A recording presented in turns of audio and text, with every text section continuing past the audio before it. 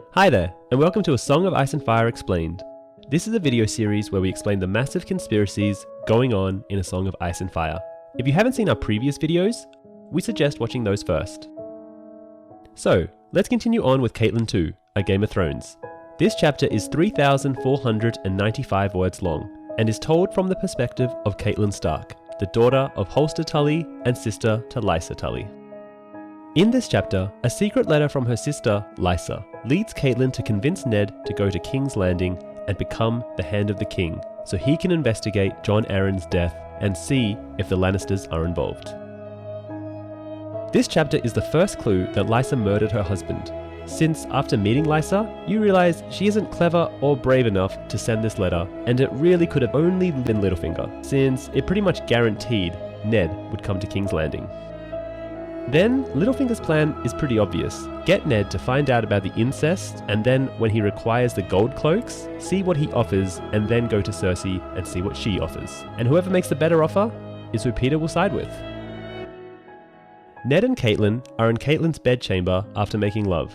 Uncomfortable with the warmth of the room, which is heated by hot springs beneath the castle, Ned opens the windows. As she watches him from the bed,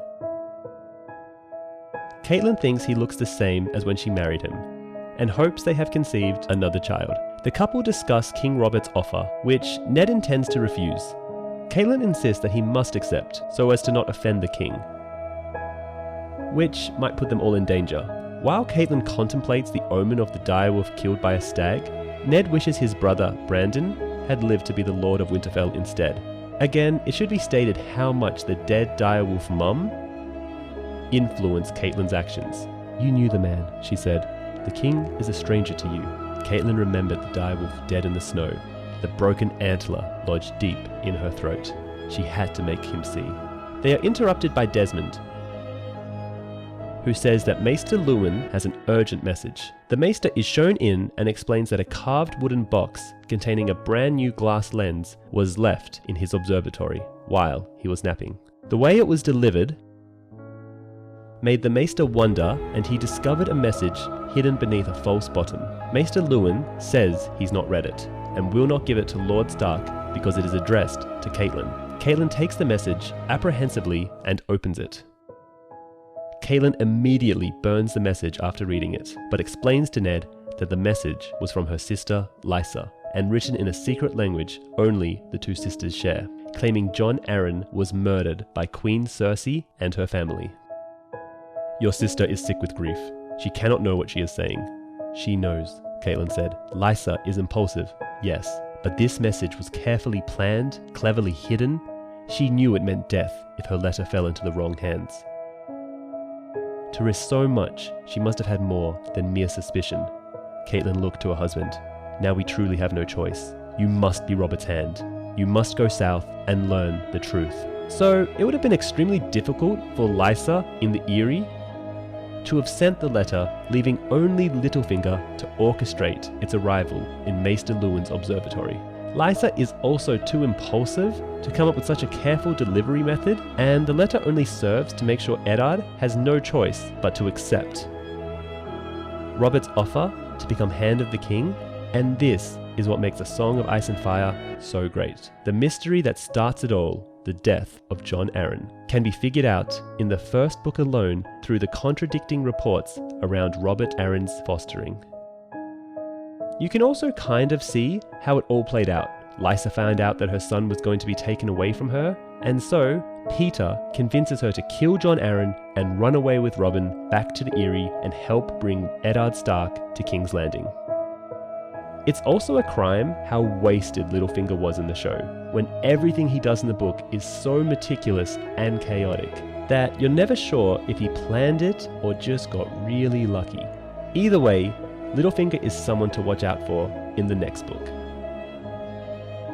Catelyn maintains that Ned must be the Hand of the King to find the truth behind Lysa's accusations. Maester Luwin agrees with Catelyn, pointing out that the Hand's authority will help determine the truth and protect Lysa and her son. Ned reminds them both that his father went south once, at the summons of a king, and never returned. Luwin replies that that was a different time and a different king. Catelyn insists that if Ned truly loves King Robert like a brother, he will not leave him to face the Lannisters on his own. Ned then makes his decision. He will go, but Catelyn must stay behind to govern Winterfell and teach his heir Robb how to be a proper lord. He allows that little Rickon may stay with her as well, but the others must come south. Sansa to wed Joffrey, and Arya to learn the ways of a southern court. Catelyn reluctantly agrees, but begs that 7-year-old Bran be allowed to stay. Ned insists that Bran must bridge the gap between Robb and Joffrey by befriending Tommen, who is of similar age. Their family will be safer for it, and Catelyn has to agree. Catelyn feels lonely already. Maester Luwin asks about Jon Snow, and Catelyn's anger flashes. She understood Ned fathering a bastard son, but not raising him alongside his true-born children. Also, Catelyn arrived at Winterfell to find Jon and his wet nurse had already taken up residence before her. There were rumours that Ashara Dane was his mother, but Ned has always forbid Catelyn to ask about it, insisting that Jon was his blood. Ned would never send Jon away though, and Catelyn could never forgive him for that. Catelyn insists that Jon must leave Winterfell, but Ned argues that there will be no place for Jon at court. Maester Luwin mentions Jon's ambition to join the Night's Watch. Ned considers this for a while and finally agrees to let Jon take the Black, though not until they are ready to leave for the south. He wants Jon to enjoy his last few days. Ned decides that when it is time, he will tell Jon himself. And this is where Catelyn 2, A Game of Thrones ends. Now, onto the theory portion of the video. This chapter is a real testament to how George R.R. Martin creates difficult but fair mysteries where the reader has the chance to figure out the answers by carefully examining the text and looking for inconsistencies that George has left behind. In the book, when Maester Luwin goes into Eddard's bedroom with the letter about Jon Arryn's murder, Catelyn is naked. She even gets out of bed naked, remarking that it does not matter as Luwin delivered all her children. In the show, she is dressed in a sleeping gown, and Lysa Arryn's letter isn't coded. Also, the letter is delivered by a messenger. In the book, it is coded, found in a box with a false bottom, and was left in Luwin's observatory by an unknown party. In the book, Ned does not wish to become King Robert's hand, but Catelyn persuades him to, especially after Lysa's letter. But in the show, the letter makes Catelyn afraid for her husband and begs him not to accept. So the letter has the opposite effect. In the book, Eddard plans to take Bran to King's Landing before he is injured. There is no mention of this in the show. Anyway, that's it for today's episode. If you want to see more of A Song of Ice and Fire Explained, please like, share, and subscribe. Also, when you get the chance, try out Fantasy Flight's A Game of Thrones board game, digital edition.